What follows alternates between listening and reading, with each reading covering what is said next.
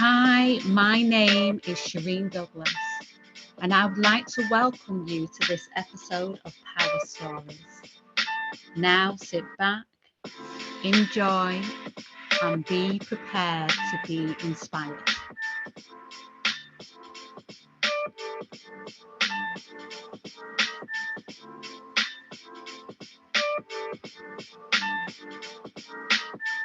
Hello, everyone, Facebook world, social media world, and everybody in the Be Empowered group. Thank you for watching. You're here with our Power Stories. Just to tell you a little bit about what Power Stories is, if you've not watched any of the previous sessions that we've done. Power Stories is really about celebrating women, about looking at the stories that have really had a really powerful impact on a woman's life. That's really, we're looking at experiences, people, places, things that have really helped women to step into their power, and they've had a positive impact moving forward in their life. And we're just here to really celebrate that and give that voice. If you don't know me, my name is Shireen Douglas. I am a space holder for women and an energy healer, and a newly qualified embodiment and empowerment coach. I'm just really passionate about this work. I really love celebrating women, and I've got one of who I consider my teacher. I know she doesn't deal with labels, but I consider her my teacher, and such a beautiful woman, Rita, here with me today. So I'm going to hand it over to Rita just to share a little bit about herself. Thank you, Rita. It's really special and lovely to be here and watch you glow and grow. So I'm super stoked for that. And Shireen, what can I say to the people that don't know me? I am getting to be a bit toothless, old grandma. No, I'm going to be 60 next year, and that feels really good in my body. I'm a mum. I've got 4 children, 2 grandchildren, and I've been a student of ageless wisdom, esoteric psychology, and solar philosophy for about the last 28 years, 30 years even. And I've been working shamanically for about 18 years, which is a whole thing in itself, another story. Um, my my work and my life is dedicated 100% to serving humanity, to support people to come home to themselves and actually deepen in embodiment. So yeah, that's good that you asked me these questions, because that's what I love doing, is to support people to meet themselves in this amazing temple that we live in. Beautiful, amazing. So one of the first questions I ask my guests when they come on is, what does power mean to you? I really love that question. Well, it's not what the beautiful, incredible Netflix series of Power meant to me. It doesn't mean that to me. Power to me doesn't come from us. Real power. To me, the word power means the invoking the light, the love, and the wisdom of the very highest of what we are and our relationship to the Creator. That's power. That force is true power. And so, power to me is when I feel like the alignment to this energy of the source, the energy of that's holy. That's true power to me. It's not something that I have taken. In fact, what I see power is that if I get out of the way of me, Rita the ego, and come into a stream of emptiness, if I feel hollowed out, that's when I feel the force of power, which is very electrical. and actually is tangible, but it's not a solar plex thing. So, there's different levels of empowerment, isn't there? There's the type of power where it's an emotional reaction to get something, to take something because you feel wronged and you need to position yourself. Most people, in the old paradigm, which is actually being collapsed now, that's the big shaky moment we're all in as a species right now, having to meet our maker, nowhere to run, nowhere to hide, but to actually experience the feeling of like, where are we getting this power from? Is it coming from the light of the central spiritual sun in a very effortless way that's imbued with humility, or is it from an emotional reaction where we're positioning ourselves as superior, which often happens in spiritual circles at the beginning stages of people waking up? You'll see that a kind of fanaticism or even a disdain where people are like thinking they're so importantly superior because they're either vegan or vegetarian or only eat organic meat or whatever. Like there's all sorts. I'm just giving the food thing as an example, but actually it's in every realm. I was contemplating that today, of just even that place where people can just constantly drop into the disappointment, and in fact it's almost like a cursing of where another person is, because we judge and think they're not where we want them to be, even though our creator always gave us the free will to learn at the pace that we can grow and glow. So coming back to power, what does power mean to me? True power is becoming an empty vessel for the light, the love, and the wisdom of the soul and the spirit, our spirit that's eternal, that's in union with the one. That's true power. And that doesn't need to fight to be seen, that type of power. That doesn't push or manipulate or tread on somebody else to position themselves. So there's nothing like the old paradigm power that competes. Thank you for that. And because you've said a lot there that I'm just really just integrating and taking in. It's really, because I really hear what you're saying, because I'm thinking, I see it in, like, I have to be careful that I don't drop into that ego power, and I see it in others as well. And it's like really getting into that alignment. It's practice. It's a daily, moment by moment practice. Yeah, it is. It's hard. It is. And Shireen, I almost feel like what's important to say at this point, it's like everything in our evolution points to unification and unity and coming back to the one and growing out of blame and separation.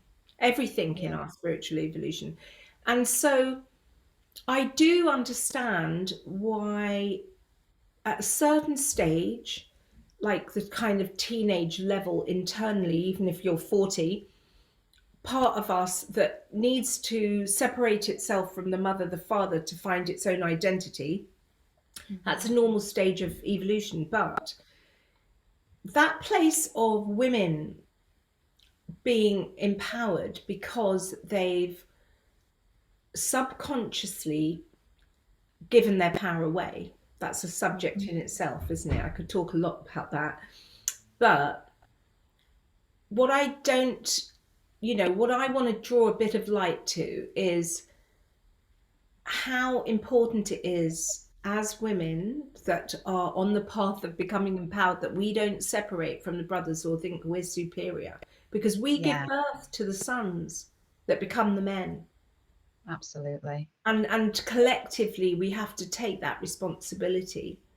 We really do. And there's no separation, there's no superior or lesser.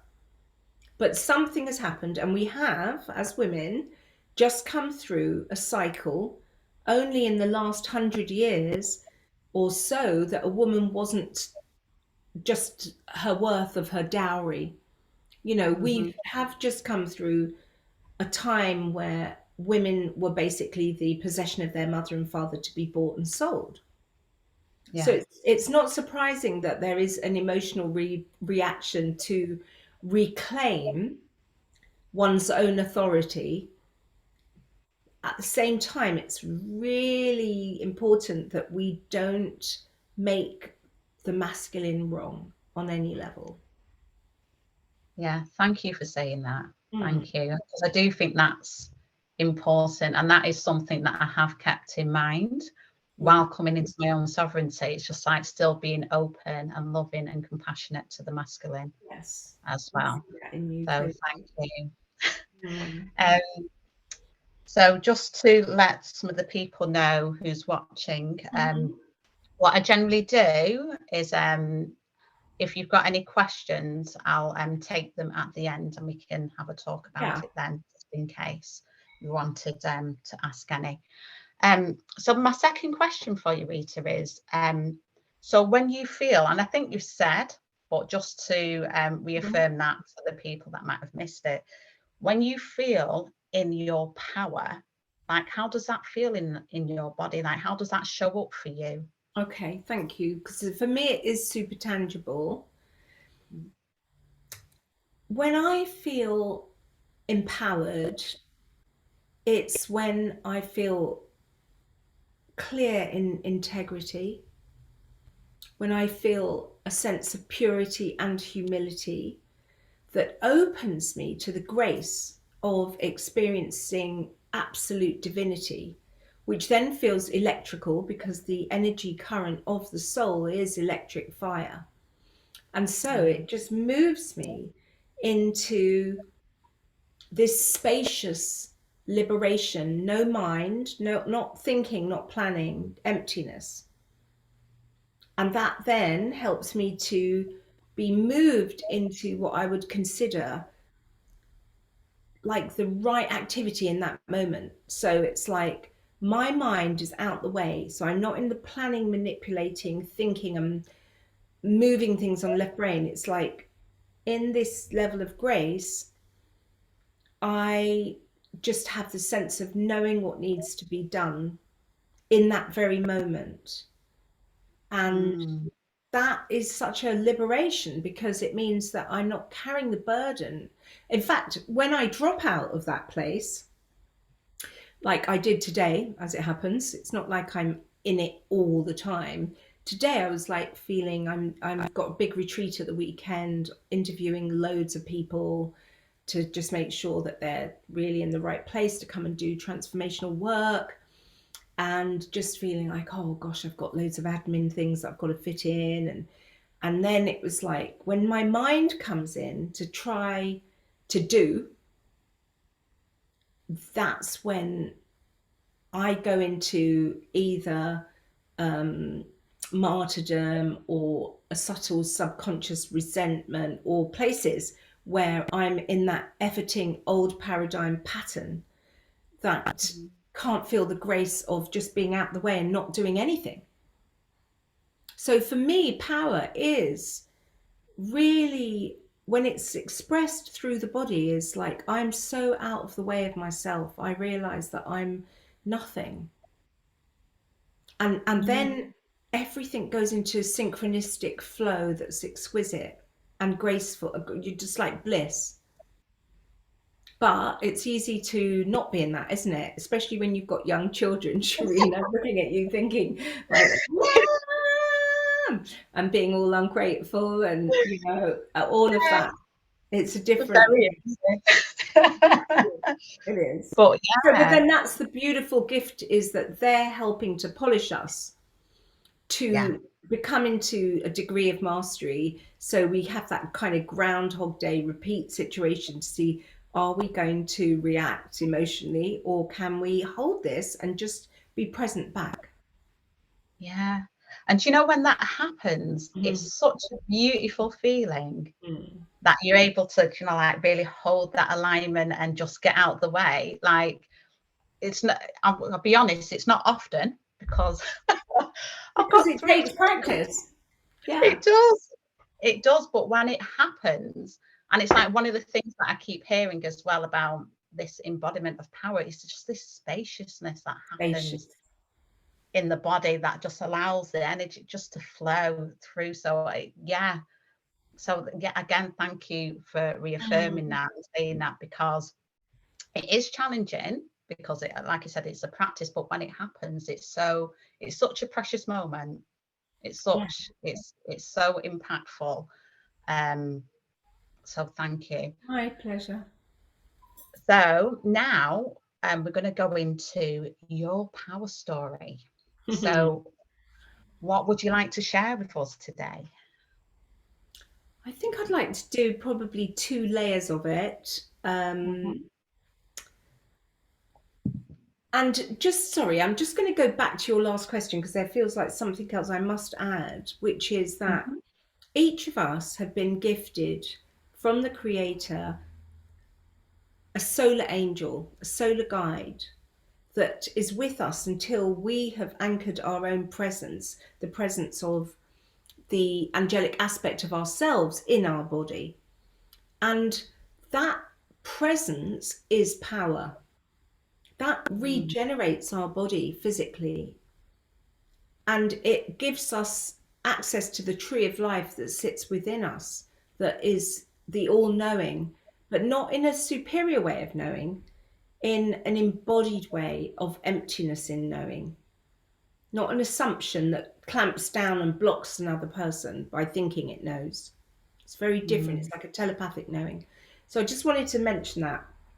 Okay, but coming to where I've been in myself before I was graced to meet a living master and be, receive these level of teachings, these ageless wisdom teachings of harmlessness, the law of harmlessness. In my 20s, I'm half Indian, I'm half Lebanese. I grew up in London, and I would say my first layer of trusting myself and trusting my body came from the adversity of allowing myself to be pushed around and told what to do. So my first son, Ishmael, born 38 years ago, gave birth to him in hospital. When I went to hospital at age 20, they said to me, oh yeah, we're going to put you on a drip and stimulate your contractions because my waters had broken, rather than allow it to be natural. So I listened, I did that. Then they were insisting I had pethidine, which is a heroin derivative, that I was saying, no, I definitely don't want that. But they were like saying, look, you're not going to get any brownie points for not having it. You need to have it. We strongly think you should. So I allowed myself to be given pethidine, which I think is absolutely a crazy thing for a woman that needs to be fully present to give birth, to be given a heroin derivative so she's off there somewhere with the fairies. So that was another thing. Then when I was fully dilating, I was like, I need to stand up to give birth. And they're like, no, you need to lay down. We need to monitor the baby's heart rate, and you need to lie down. So I had to go against everything my body was showing me.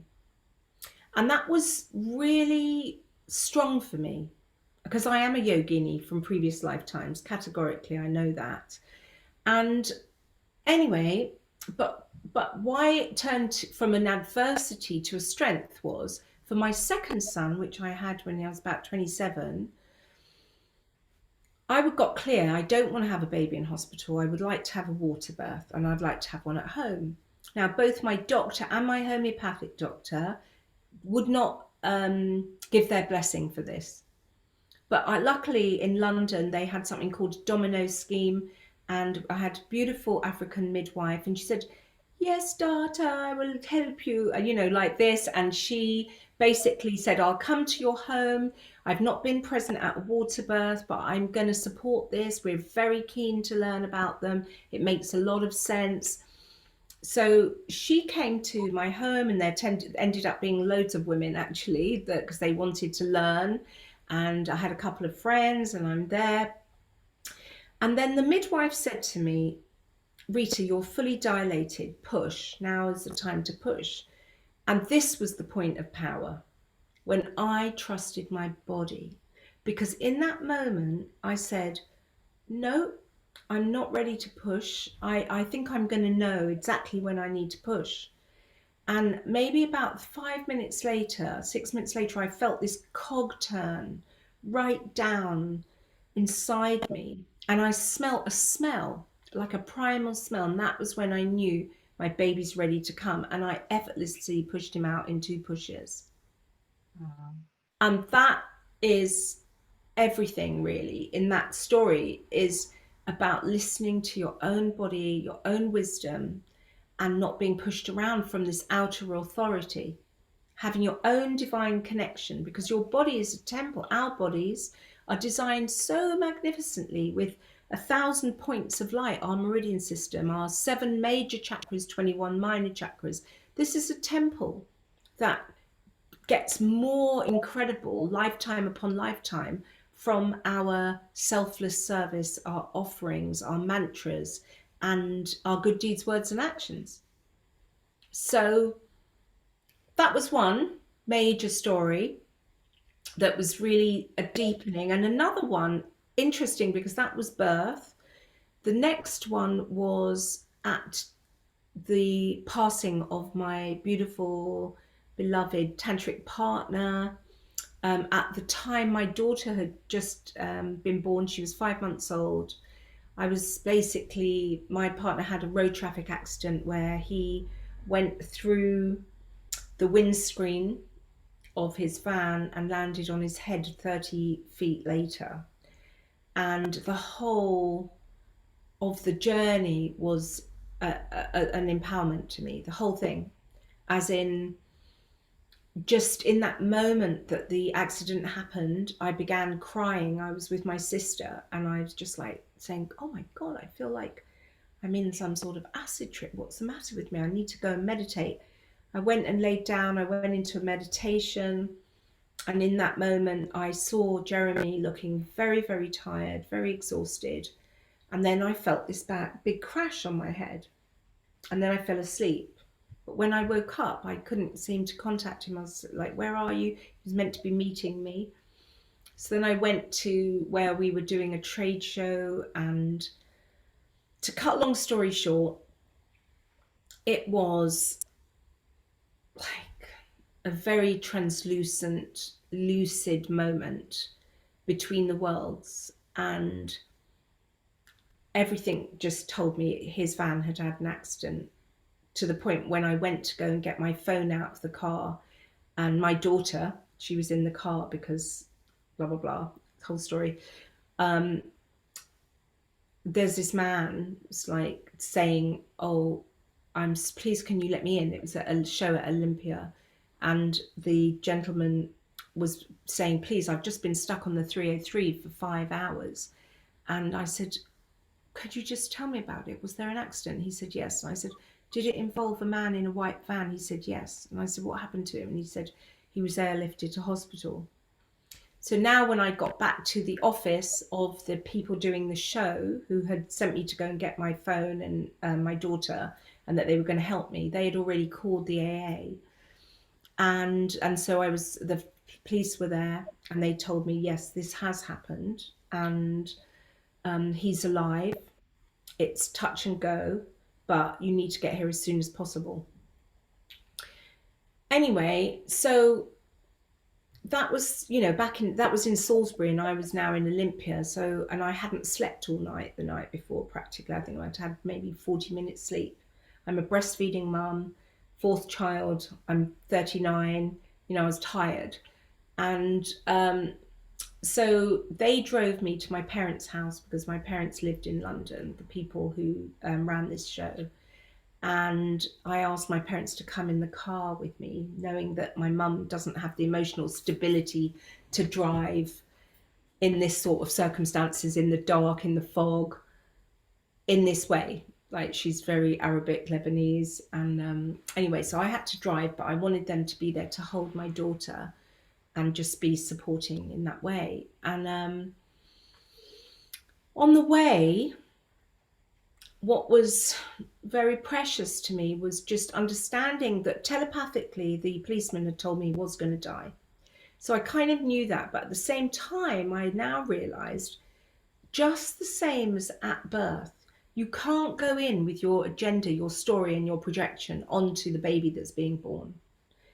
It's purity. A gate is opening, a child is coming in, or a gate is opening and somebody's exiting and leaving. That I really understood I had to just be present with love and be in absolute acceptance with whatever Jeremy's soul needed to progress, to be present with acceptance to that. Not to be, oh, please don't let him die, God, or anything. Just like everything in me knew that I have to just be empty to this, with love and gratitude that he had spent the 6 years that he had been with me, being present for my sons. But how interesting the karma that he's exiting for the daughter, when my father was one of my best friends, and I, have so much love for him. And I see that every woman would benefit from having a father that was present with love. Otherwise, they have to go through a lot of karmic shit. So, all of this was dawning. Anyway, I get to Jeremy. They've got him on life support and he's unconscious because his brain was swelling and there wasn't a return, really. The doctor made that very clear. So I was able to spend a few hours with him. But in that time, there was a point where one of my dear, dear friends came to be present with me whilst this was going on. And she said, Rita, this is the time to tell him anything that you want to say. And, and I just looked at her in that moment. I went, this doesn't feel real. This doesn't feel real. And then I went, oh my gosh, death is not real, because I'd gone into a transcendental place of just understanding in reality, there is no such thing as death. I didn't even know the Vedas, that the Hindu, the ancient Vedic way of looking, not just the Vedas, also Tibetan Buddhism, also the indigenous people from the forest and the people from the desert in Wirakuta. Many people that live close to the earth would say that this entire life is one night's dreaming in our soul's evolution. But I didn't know those words on that day, but I did feel it deep in my body, the realization of that. Knowing like we're countlessly being born and dying, countless times. And this is his time to exit. And the last thing I can do is to dishonor him by pulling on him energetically. So, the day that I realized I was pregnant with my daughter, I had a vision of her in a dream, and not a dream, I was actually in a meditation. I was like, oh my God, I'm looking at a baby girl in a pink vest who looks like she's mine and Jeremy's daughter. And 2 days later, I realized it was the day my period was due. And I knew in that moment, oh my God, I'm expecting. And that wasn't my plan, to do that. And I was, it was karmic. There was karma involved here, but it was also the last point that I could have a daughter. And I had prayed for one. I was 39 and it wasn't like I could just think, oh, I won't have her. I knew it was a daughter. She showed herself to me, and I've got 3 sons, so it was a big gift. So on that day when I told Jeremy, having been a single parent, having really gone through what that takes to bring up children on your own. Even recently, I've been thinking, oh my God, how did I used to do this? Work all day, then go and do the shopping, and then come back and cook the dinner. and just not stop till 9 p.m, 10 p.m, you know, Shreen, you're still in that cycle. I was like, how have I done that for all these years? But on that, when I told Jeremy I'm pregnant, and I said I'd really like you to be able to be present for me for this baby, and he agreed and was happy to do that, you know, it was, there I was in that moment as he's leaving his body, like, oh my God, how have I, in my unconscious, created to have got 4 children, 3 fathers, and none of the fathers there? I've done this. I had to take responsibility. And to me, another thing of looking at power comes when we wake up to recognize that we take responsibility for what we create. And an unawakened person is in blame and being the victim. That's the difference. So I had to take responsibility, and I had to work hard at purifying the karma. You know, that was 19 years ago, and I'm still in the purification of all the karma to somehow, through my unconscious negligence, not been in right relationship, and that is the first stage of initiation, to, you know, imagine humanity's coming towards being in right relationship. In another 100 years, all human beings on this earth will have taken that first stage of awakening, being in right relationship. And then we wouldn't have pedophiles.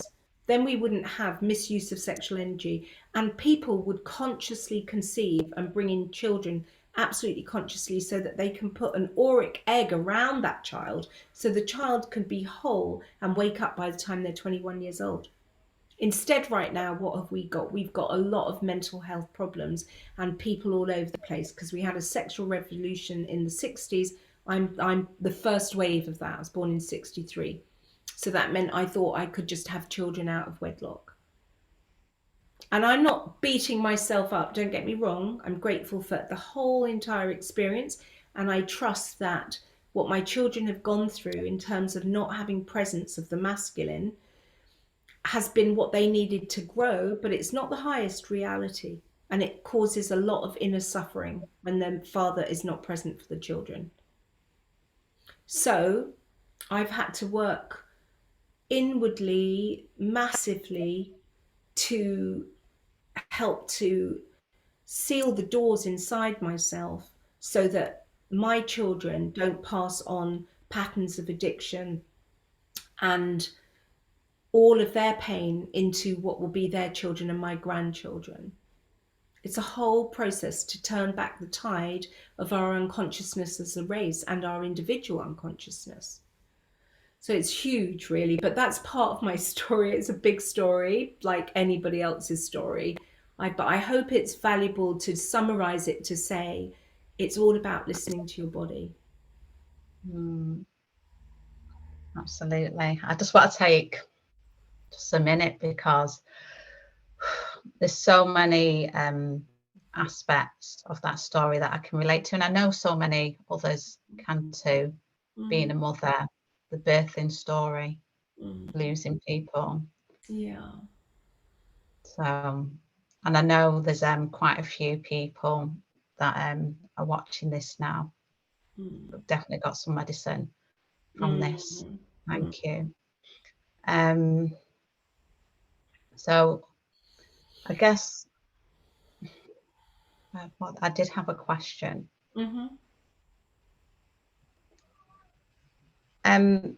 So I know you said one of the advice you would give to women, or even just people in general, is to start having that awareness with the body.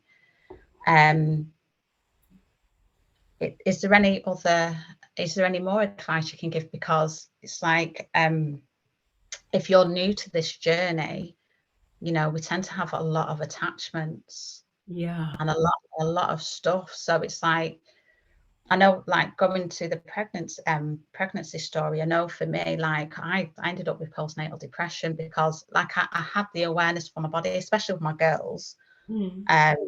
I ended up having a C-section because they scared me into it, and Yeah. I didn't want And it it. was so against your body that you then went into depression because you allowed somebody to perpetrate you, even though it Yeah, might have been for them thinking this is the best thing for you. But mm, that's actually teaching you not to trust your body. And is that for your twins? that was for my twins. That Yeah, like but they're really scared. you'd given birth naturally before. Yeah, but even that was a bit. I did give birth naturally, but I had pethidine, and it's just and I got cut, and it was just like what I found with both experiences. I was so detached Yeah. and so away. So like when my baby came, like this, this I guess this idea that we all have, like when we get our babies, we hold them close. Like literally, there was nothing. It took a few days for my emotions and the Oh, bonding to kick in, because darling. I was so, I guess I was traumatized. Yeah, you It were was a traumatized. Yeah. so, and I And know, do they give you anesthetics for cesareans? yes, Well, yeah, they probably put ketamine or something that disassociates you. right. Because I had surgery last year, and I was very fascinated in understanding what's in the anesthetic. So it could Mm, be it disassociated you, but anyway, it's painful. Look, we all have to go on these very deep journeys, but in terms of advice, it's more than just listening to your body. It's about invoking the light of your spirit, the light of your soul, and knowing the difference between the two. So we're all mm, coming into a wake up. Our spirit is the eternal aspect of ourselves that is stainless and pure and is the primordial wisdom. But it's made of cosmic fire, and it's enormous in it vast and very intense, and it doesn't just come at will. But we have to know that this is where we're orientating ourselves to invoke the highest of our consciousness, the holiest of holies, and to make our relationship with the creator. There is nothing more important than that. And I'm not even saying that from some religious way, but it's like the time is so ripe right now to make that our priority through mm, everything, that this is the light that we're seeking, because that is where truth is. And that's where all of the complications of our karma, of where we've just continued the cycle of samsara, the wheel of illusion, by acting out of the conditioned imprints that have been put into us. So let's say you had a parent that was worried that you were going to have a car accident or something, or hurt yourself, that they would be saying, be careful, be careful, be careful. So you stop. You're always like being careful and thinking there's something on the outside attacking you. That's just a very basic level one, but there's all sort of complexities. Let's say media is a really good one. Every girl and woman is affected by not thinking that they're enough, because something outside of themselves is constantly saying your boobs need to look like that, and the shape of your nose should be like that, and a little lilt here and a little lilt there. My daughter was just showing me pictures of women with fillers here and lips there and all of that. She's 19 years old. Like, it's so enormous to think, oh, my waist isn't small enough, my boobs are too droopy, my nose is too big. Every woman is conditioned in that way of thinking she's not enough. Every man feels that he's inadequate because he can't measure up to some elusive Hollywood story. And whilst we're in this level of comparison, life becomes this massive distraction from aligning to the source of creation, because people are horizontally looking for something outside of themselves to fulfill them. And eventually, when we keep going round and round and round on the emotional treadmill, and we realize nothing's going to fulfill us, all the attachments are just another degree of poison to ourselves. hurting ourselves. And eventually, when we dig ourselves deep enough, that's when we say, please God, hold my hand and pull me out. In my own life, it took me feeling absolutely suffocated and having fallen in love with a heroin addict. Well, he wasn't a heroin addict when I fell in love with him, but I did fall, that's for sure. And then becoming in love with a guy that turned out to then become a crack addict for years. And I loved them, loved them. So I am grateful for the experience that took me into the deepest suffering, because it did eventually lead me back to say, please God, can you hold my hand? I can't undo this. I cannot undo this. But that was my saving grace.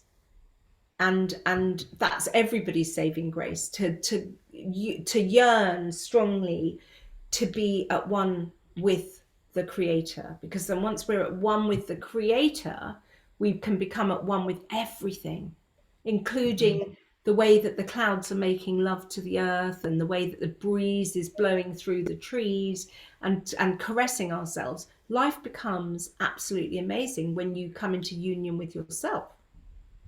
Yeah. So there's a saying, Shireen, the depth of your sorrow will become the height of your joy. And I really am grateful for that saying by Khalil Gibran, because it's true that, you know, I went deep in my sorrow in this lifetime, big time. I cried rivers of tears. I cried that I was born onto a planet with apartheid when I was young. I was one of those people that begged my parents to boycott buying anything from South Africa until Nelson Mandela was out of prison, you know, but it did change.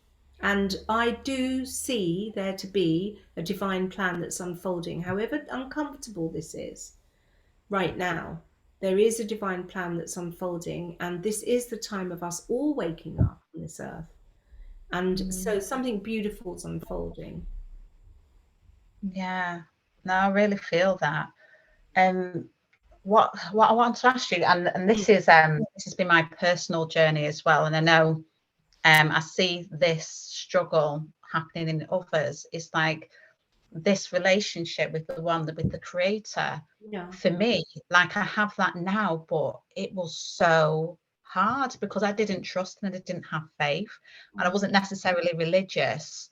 So it took me a lot of feeling around in the dark, a lot of where are you? How do you even make that connection? Like it was really a struggle, to the point where I went through a short period, I'd say, of just not even believing in anything, because it's like, well, I can't connect and all these things are happening.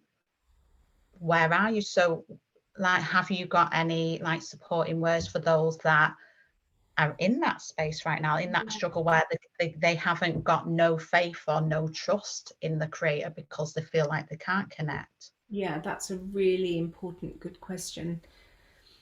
A lot of people feel like that, you're right, because they don't understand the cosmology and think that God's to blame, if there is such a thing.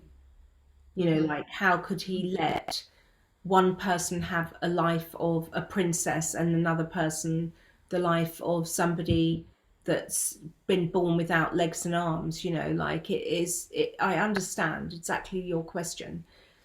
Or just that you've been so ravaged in your life that you can't possibly see why that could benefit you, or that there is anything good. So I would say, if I was going to work with that person, because it wouldn't be just something I can just say here, but if I was going to work with that person, I would want to help to bring them into where the pain is, and not to explore it in a psychotherapeutic way, to go in and, you know, go in with mind, but just go in with awareness to the pain. And so anyone could do this now, if you're listening, because basically the light of your awareness is consciousness, which is the aspect of God, the one that's watching. So that's not your mind that's thinking, and it's not your emotions that are feeling, it's the awareness of the one that's watching. So imagine if you were to close your eyes now and take your awareness to where there may be pain in your body. You might have period pain right now. You might have a feeling of loss for somebody you've just split up with, or somebody that's left their body, or somebody that you know that's just killed themselves, and that is searingly hot, that pain.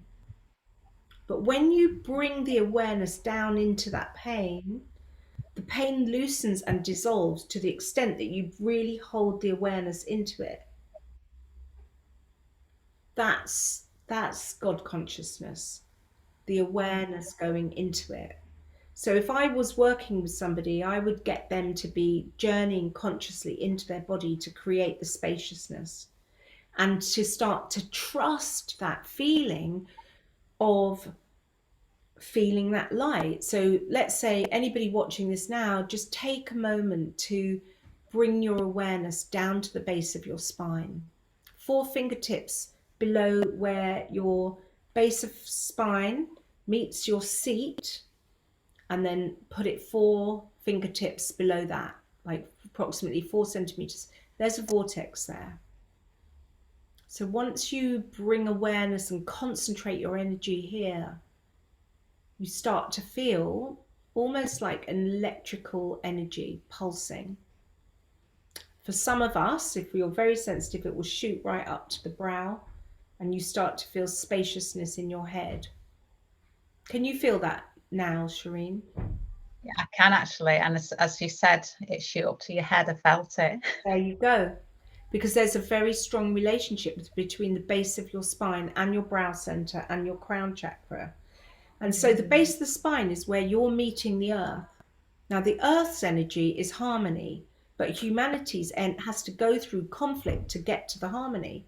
But if you think about this, every person that's stressed ever, first thing they do is to tighten their buttocks, disconnects with the earth.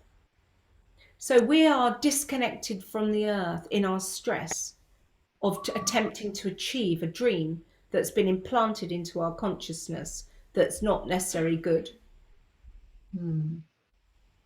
So coming home and coming to settle ourselves in the body to access the tree of life that sits within, that's not this tree of knowledge that's outside of ourselves, but the wisdom that sits within, means that we have to feel relaxed in our body. Our nervous system has to calm down. The tree of life is our nervous system, but most people it's stressed and jangled and confused. So the way that I work is part of the Vajrayana Buddhist way. It's a lineage that is very, very sacred, but it's not exclusive to the Buddha, because it recognizes that the Christ, Krishna, White Eagle, all from the same line of energy, and it amalgamates all of it. But in the Vajrayana, the whole thing is about intimacy with this temple, this physical form that holds our chakras, our meridians, everything, stores all of that information. And then we start to go on a shamanic journey to explore ourselves inwardly, not in a self-absorbed way, but to relax and become spacious and free. So, that's what I like to help people to discover inside of themselves, the treasure that's already there. Yeah, absolutely. And I know you've definitely helped me, and even this where I am now, I would say you've empowered me in this. I remember one time I was struggling, and I remember you held me and looked me in the face and said, "Shireen, repeat after me, I am empowered by everything." I did. I remember and that really imprinted on me in ways that I didn't even realize, that really integrated into my life. And even like the name of my group, Be Empowered.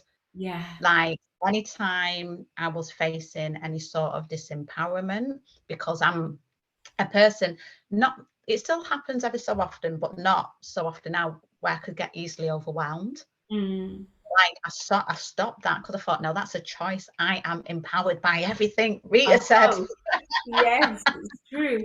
And when I say those words, I'm talking about calling in the holy I am of the eternal you. You know, like that's when you repeat it, is to call in the holy I am that I am. I am empowered by everything. That means that we can transform and transmute every adversity into treasure to produce Yeah. jewels, and that we see every suffering as a gift that helps us to deepen our compassion. Yes. Absolutely. And do you know what? It so has in ways that I didn't even anticipate, because I've become like I would say I was always compassionate, but the depth in my heart now, I could never imagine I would be in this place. Like, Mm. even like at the moment, over this past couple of days, my heart's been doing some funky things, like really open up. So it's in really that sore and tender place, but it's not scary. And it's Beautiful. not bad, but it's just opening, and it feels absolutely beautiful. Mm. And all I want to do is love. Oh, And I'm so happy, like I'm in this space now. It's like now I feel ready to serve. Whereas beautiful. before, I was never really comfortable because I knew I had my stuff to work through. But now it's like my heart is ready to serve and just love.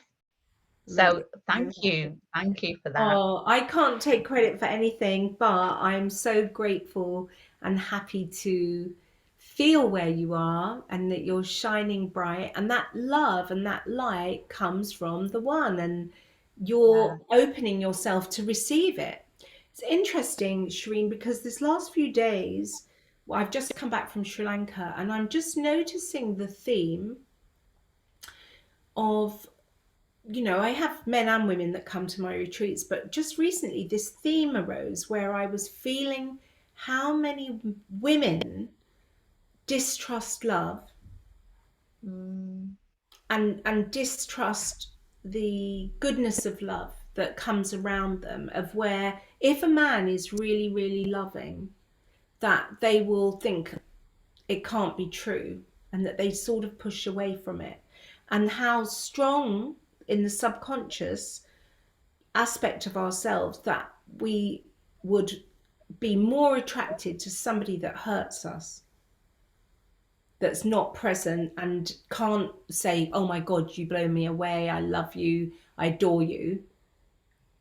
And I'm just voicing that into the women, into the collective, to just say that at this minute in time, I feel that this aspect of femininity is being purged, and we need to look at that. And maybe another time I'll come back and let's do some work just on that subject.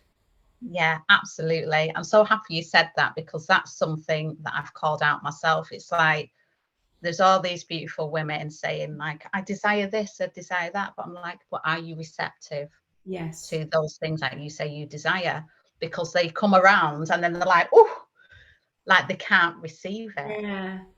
Yeah. So yeah, I see that. I definitely see that too. So one of the last questions I wanted to ask you was on the topic of losing, you know, someone close, because I know, especially in just in my community alone, there's been so much loss Yeah. recently. It's just like, I know, you know, you were able to have your empowerment in Yeah. that moment, but for a lot of other people, they're really dealing in this heavy grief.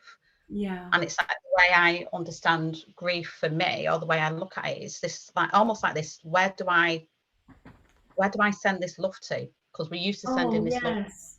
with the person, and now that person's gone. It's just like it's displaced love, but it's that's the illusion, though, isn't it? Because you That can is, still, because actually, one of the best things you could do for somebody that's passed is to keep that window open inside you, to every time you think of them, you can light a candle, make a little offering, send the wind of that love to the light that you remember that came through their eyes, and generate that energy to support them wherever they are in their inner journey on the other side, that they could have the best outcome for the next life, that they could have a speedy return to the highest of their consciousness, that they're not blocked by fears on the way.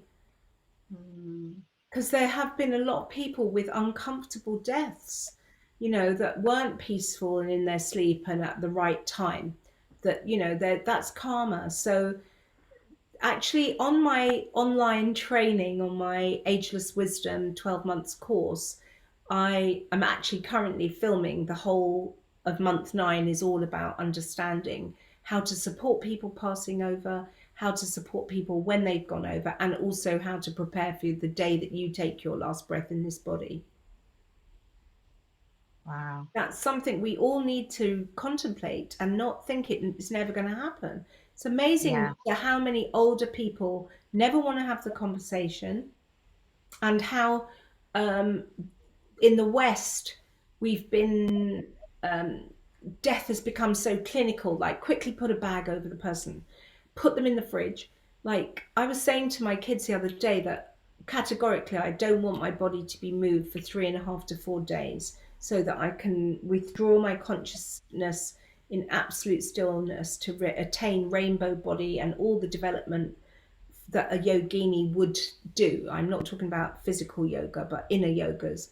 And they were laughing and saying, I said, look, I'm absolutely applying for this when that time comes, because you can in the West you're not even allowed to have that, but you can apply. In New York, they'll let Rinpoches and lamas, Tibetan lamas, have that grace, because it's very important how we die. We have to learn to die consciously, otherwise we go through a lot of messiness on the other side that can be like a very bad acid trip. Yes. Yeah, and thank you for saying that, because I think not everybody knows that's even an option. Yeah, I know.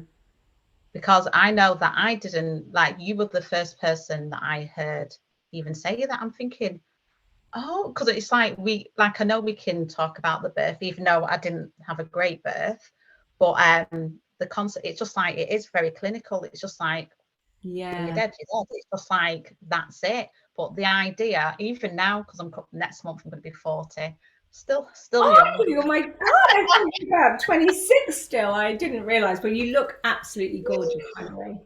Thank you. But it has got me thinking about, okay, I'm not getting on, but I'm No, but getting it's old. important that we all think about it and realize, what would we love, what would be auspicious, what do we want to manifest. Yeah, absolutely. Because I used to be very scared Yeah, of death in general. And what I've noticed since, I guess, moving into this space where I am now, I'm more open and curious about death, about just learning about it and what that means for me. So yeah, in a good space. So I hope that's really planted a seed for everybody watching, because I think it is good to think about it in a it really is. It's way. the whole precept of Buddhism is that you live your life to prepare for the day you leave, so that you can go to a journey of consciousness, and then basically ultimately we become bodhisattvas so that we can keep coming back until all beings have gone through the door. You know, like, we're not in this thing of, oh yeah, we're going to attain enlightenment so that we'll be in our own enlightenment, leave everybody else suffering. Yeah. Anyway, it's deep. Yeah, it is. Right. So I'm just going to have a look at the comments, Rita. I don't know if you want to have a look at your yes, end I'll as try and well. have a look as well. Thank you. Is any? Okay. So there's a lot of.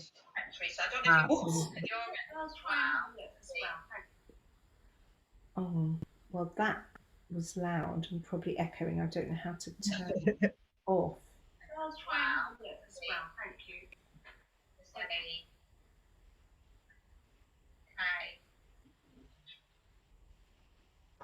Do you have any questions there? No, just a lot of, like, really, let's see, just very powerful hearts. Okay.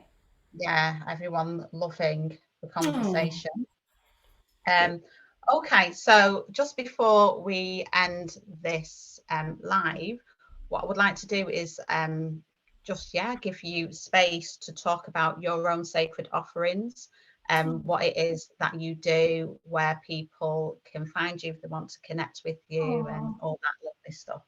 Thank you so much indeed, Shireen. I really appreciate it. So, well, you can contact me through my website. That's ritahraiz.com, and I'm sure Shireen will put that in at some point. At this point, well, quick story of why I'm offering what I'm offering. At this moment in time, I'm going to be offering weekly meditations starting from next week on the 21st, Monday the 21st, where we come to a particular gateway as the Earth returns to the galactic center, according to the great rishis, to certain prophecies like the Kala Chakra prophecy. This gateway of next week is the beginning of what's going to be known to be the light age, the golden age. And by 2030, in this prophecy, it's talked about that there will be no longer, evil will not be able to reincarnate on the planet. Oh, are you still there?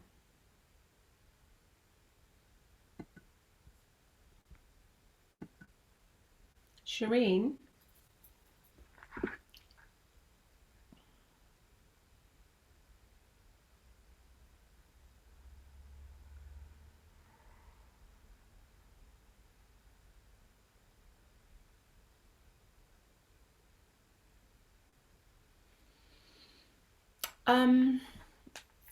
I don't know what's happened. Let's have a look if I'm still on. If it's Shireen.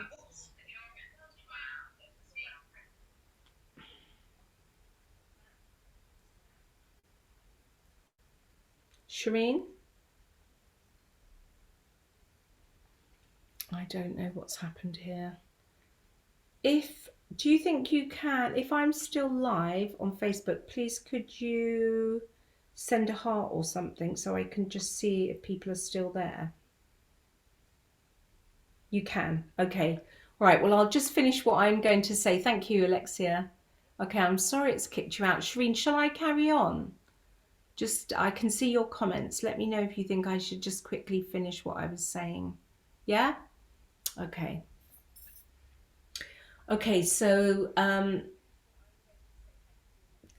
cut a long story short, about a year ago, I got this download to offer a 12-month online training.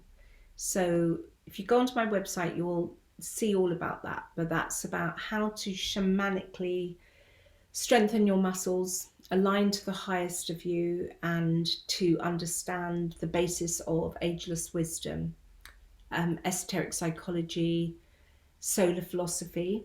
It will help you in whatever walk of life that you are in, whether you're just starting on the path or whether you're a teacher.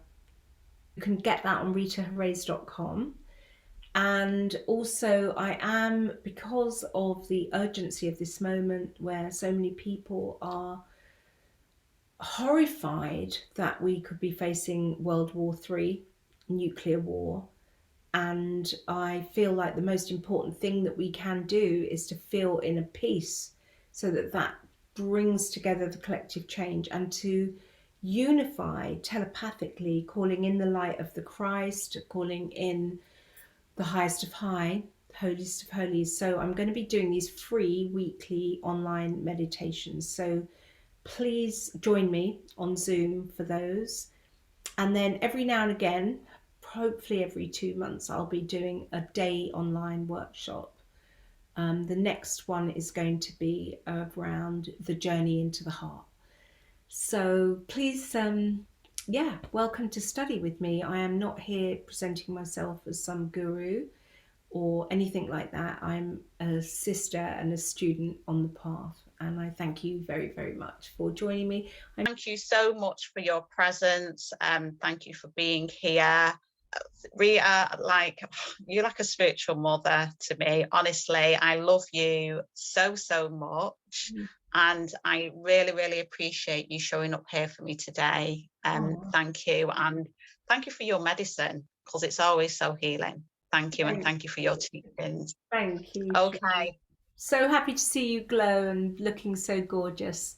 And I'm really happy to support you always. Take care, Thank sister. you. Blessings, You too. everybody. Thank you. Thank you. See you later. Okay, bye-bye. Bye.